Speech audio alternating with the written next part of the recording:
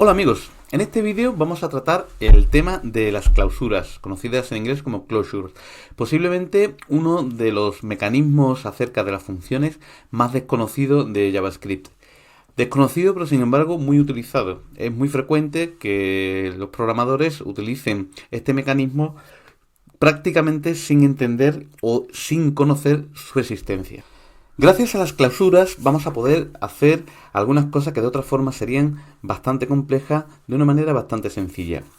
Bien, las clausuras en JavaScript se obtienen como un efecto colateral del funcionamiento de lo que se llama el alcance o el scoping, es decir, el mecanismo que hace posible que las variables declaradas sean accesibles desde distintos puntos del programa. Para explicar esto vamos a fijarnos en ese código de ahí, en el código de la función externa. En ella hemos declarado una variable que se llama acción y también una función que se llama función interna. Y dentro de la función interna hemos definido una variable que se llama report_num y un bucle. Y dentro de ese bucle hemos definido una variable i que es la que iteramos. Bien, pues desde función externa tenemos acceso, por supuesto, a la variable acción. Y eso lo vamos a mostrar pues gracias a esa línea en la que añadimos un mensaje a la lista desordenada que tenemos en nuestra interfaz de usuario y que accede precisamente a esa variable, acción. Después, dentro de función interna, también tenemos acceso, por supuesto, a la variable report_num. Pero es que también tenemos acceso a la variable acción, que es una variable de la función que la contiene. Y lo mismo pasa dentro del bucle for. La variable i es accesible dentro del bucle, también es accesible la variable acción y también es accesible, la variable report_num.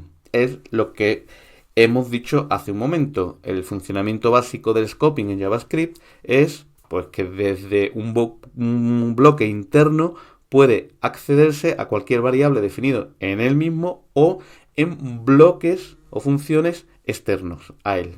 Vale, no es difícil de entender. Veamos ahora qué consecuencias tiene eso. Vamos a comenzar por invocar a la función externa con una cadena que sea, por ejemplo, estudiando. ¿Qué ocurrirá? Bueno, pues que se ejecutará el cuerpo de esa función, se creará la variable acción, se añadirá el mensaje, se declarará la función interna, se hará una invocación a la función interna y se ejecutará el código de la función interna que tiene acceso, es lo que queremos ver, a sus propias variables y a la variable acción que es externa a ella. Vamos a ver si eso es verdad o no. La ejecutamos y en efecto, vemos aquí estamos en función externa, ese es el momento en que invocamos a función externa. Y cuando invocamos la función interna, pues aparecen los mensajes que hemos indicado ahí. Puedo acceder a report_num, puedo acceder a acción, puedo acceder a la variable acción, que esta es la que nos interesaba en principio, para ver cómo desde dentro de la función interna tenemos acceso a la función externa. Y bueno, pues esto es el volcado en pantalla que hace el bucle. Bueno, esto que acabamos de ver, pues tampoco es tan impresionante ni tan extraño. Simplemente reproduce lo que acabamos de decir antes sobre el mecanismo de scoping de JavaScript. Ya está. Pero ahora vamos a darle una vueltecita de tuerca y vamos a hacer algo que sí que resulta cuanto menos interesante. Y es lo siguiente. En lugar de invocar desde función externa a la función interna, voy a asignar a una variable que he llamado función postergada y que es externa a todo, a tanto a la función interna como a la función externa, voy a asignar, como digo, esa variable al objeto función interna. Bien. Cuando ejecute el código de la función externa, la variable función postergada tendrá una referencia a la función interna. Y la pregunta es, ¿seguirá funcionando la función interna? Es decir, cuando yo haga función postergada de 4, porque bueno, esta función postergada, esta variable, está apuntando a función interna que tiene un argumento que hay que pasarle un número para que representa el número de veces que se va a repetir el bucle. La pregunta, como digo, es, Una vez que ya se ha ejecutado la función externa y se ha acabado la ejecución, ¿seguirá funcionando la función interna? O mejor dicho, si funciona la función interna, ¿seguirá teniendo acceso a la variable acción? Porque en principio la función ya se ha ejecutado. Pues vamos a ver qué ocurre. Repetimos y ¡voilà! Resulta que todo funciona perfectamente. Es decir, cuando invocamos a la función postergada, que es una referencia a la función interna, esa función está funcionando perfectamente. Y lo vemos en estos mensajes. En función interna puedo acceder a report num, que es 4, que es el argumento que hemos pasado. En función interna puedo hacer la acción estudiando, es decir, la variable acción sigue manteniendo el valor que le dimos cuando la invocamos al principio, cuando la invocamos aquí. Y la función interna sigue funcionando.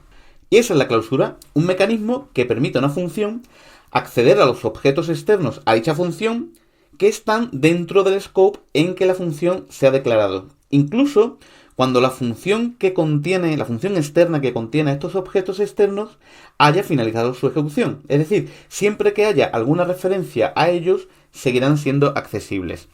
Vamos a ver esto con un poco menos de rollo de palabra y más con qué es lo que está ocurriendo internamente en el entorno de ejecución de JavaScript.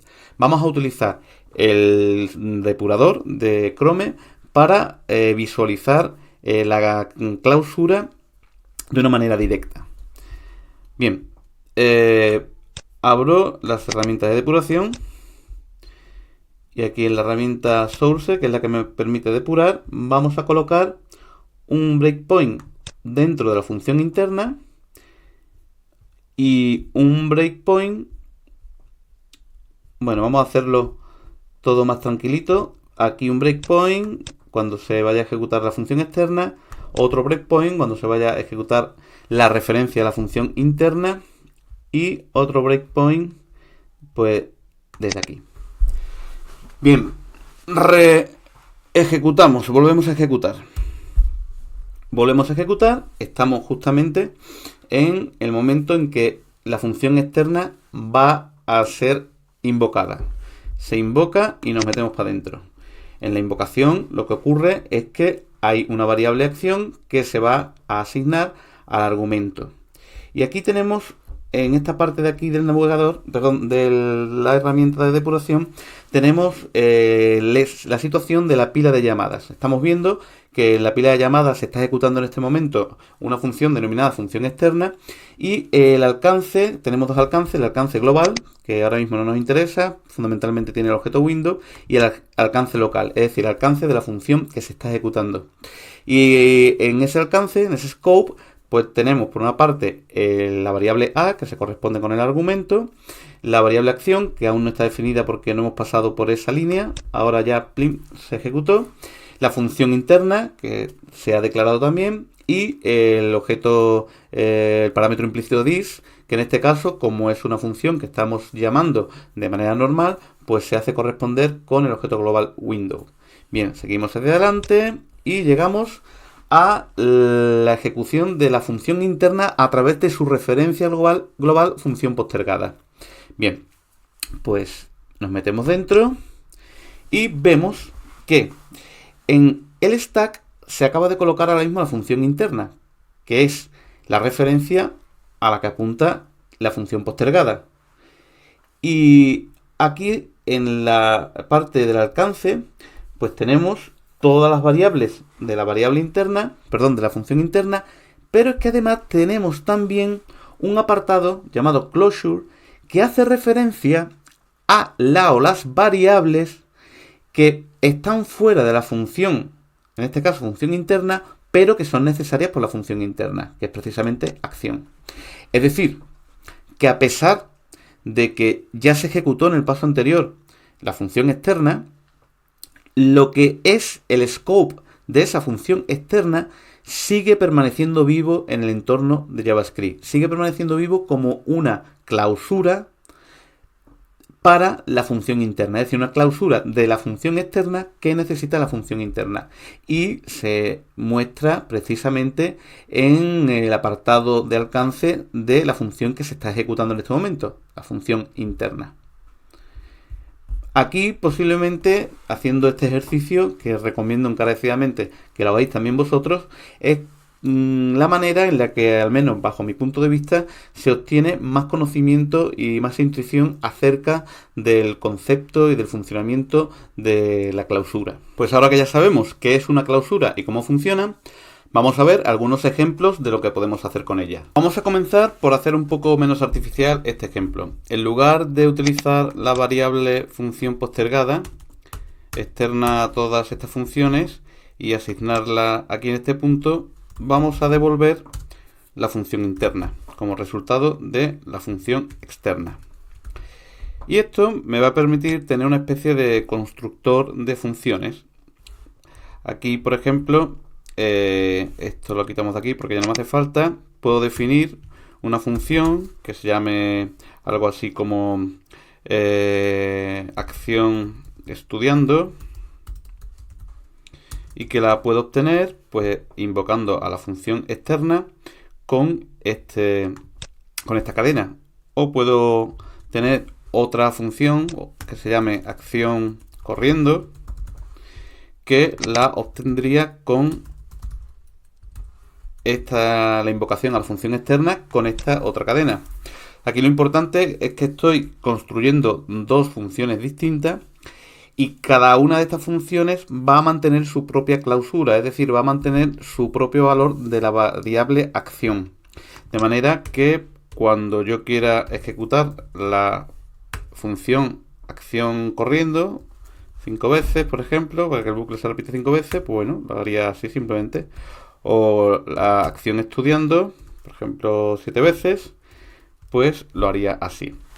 Es interesante darse cuenta aquí que ambas funciones, ambas variables o ambos objetos, acción estudiando y acción corriendo, cada una apunta a una instancia de la función interna, porque ha habido dos ejecuciones distintas de la función externa. Esta devuelve su propio objeto, función interna, y esta devuelve su propio objeto, función interna.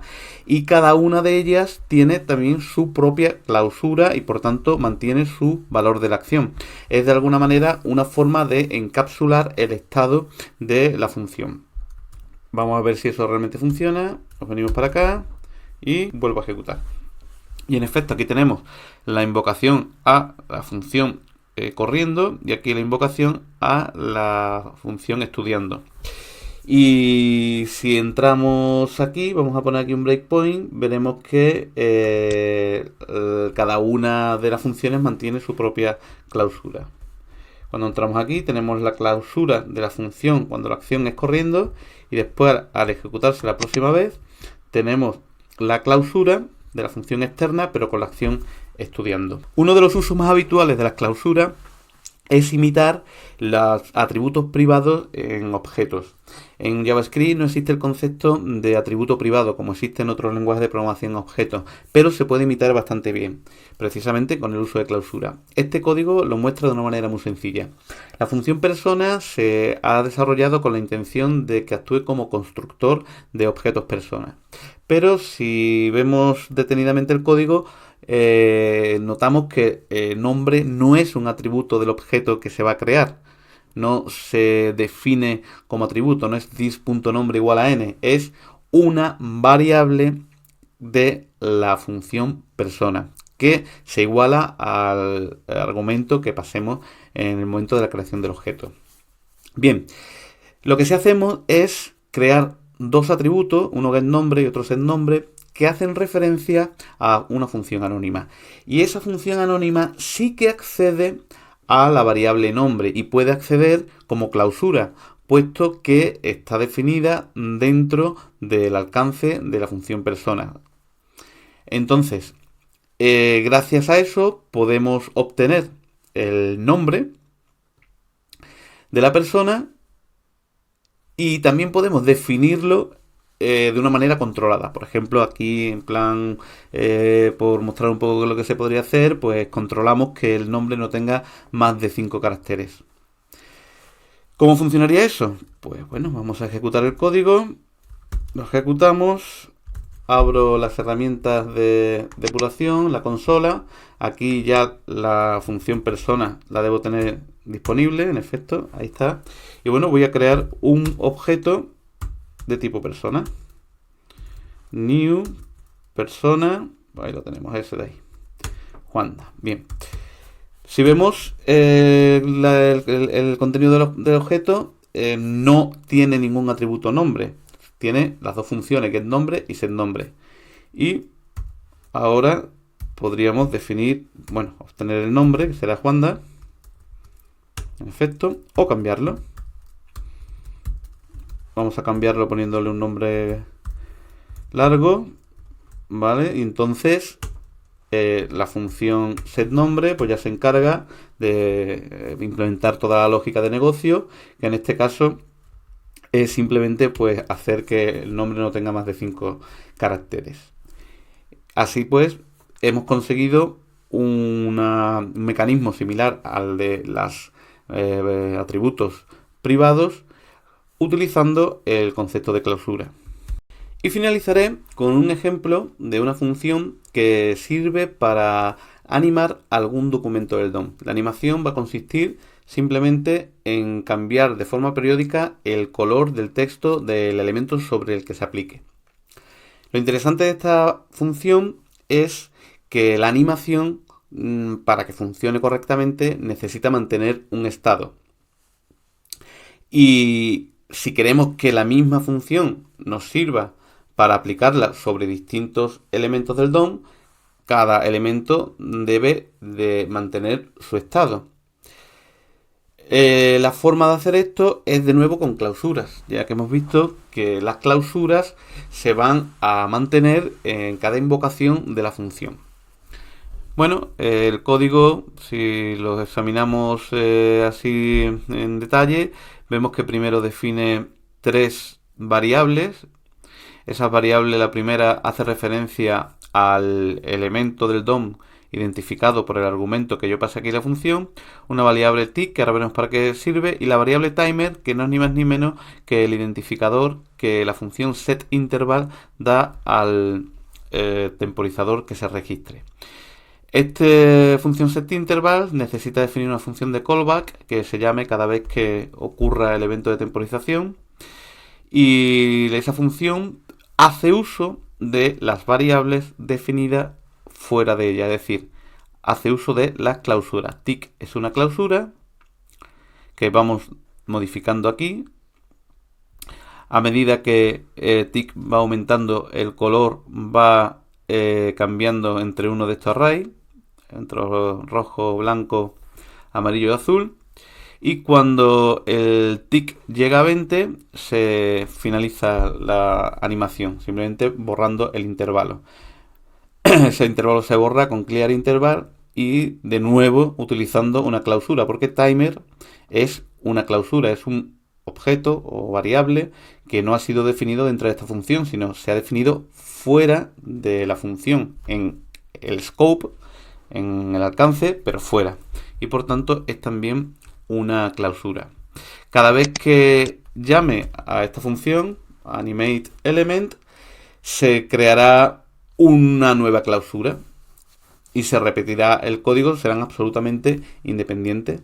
Vamos a ver cómo funciona esto. Ejecutamos el código, ya tenemos la función animateElement disponible y vamos a aplicarla, por ejemplo, sobre el botón 1 que está identificado por esa cadena, por btn1.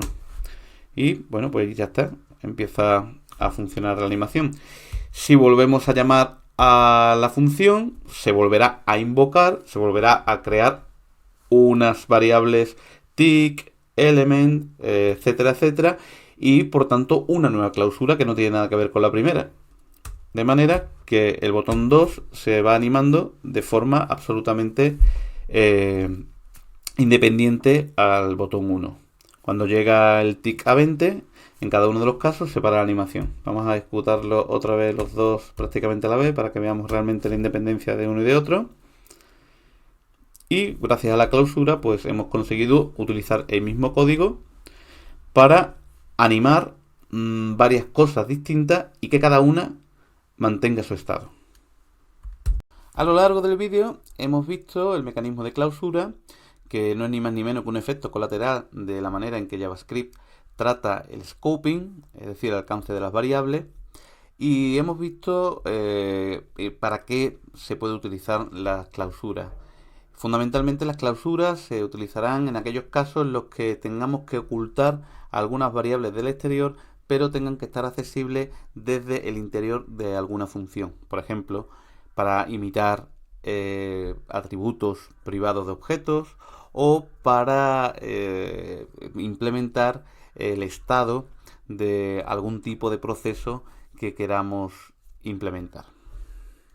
Realmente son muchas las ocasiones en las que se hace uso de las clausuras en el código JavaScript. Así que recomiendo encarecidamente, especialmente cuando el código que estéis manipulando no sea vuestro, que estéis atentos a ellas porque aparecen por todos lados.